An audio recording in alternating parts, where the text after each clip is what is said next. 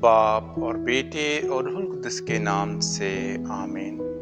ان روایات کو تھامے رہو جو ہم نے تمہیں سکھائی ہیں۔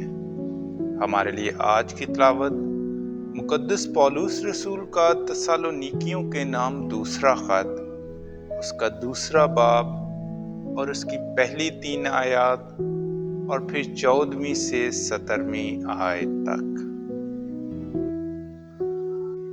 اے بھائیو، ہم اپنے خداوند یسوع مسیح کے آنے اور اپنے اس کے پاس جمع ہونے کی بابت تم سے عرض کرتے ہیں کہ یہ سمجھ کر کہ خداوند کا دن آ پہنچا ہے، تمہاری سمجھ دفعتاً پریشان نہ ہو جائے، اور نہ تم گھبراؤ، نہ تو کسی روح سے، نہ کلام سے، اور نہ خط سے جو گویا ہماری طرف سے ہے، کوئی تمہیں کسی طرح سے فریب نہ دے، جس کے لیے اس نے تمہیں ہماری انجیل کے وسیلے سے بلایا، تاکہ تم ہمارے خداوند یسوع مسیح کا جلال حاصل کرو۔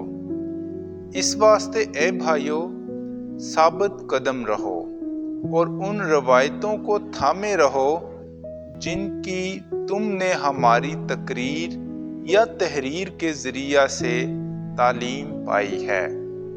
اب ہمارا خداوند یسوع مسیح آپ اور ہمارا باپ خدا، جس نے ہمیں پیار کیا ہے اور ہمیں فضل سے ہمیشہ کی تسلی اور سچائی کی امید دی، تمہارے دلوں کو تسلی دے اور ہر ایک نیک کام اور کلام میں مضبوط کرے۔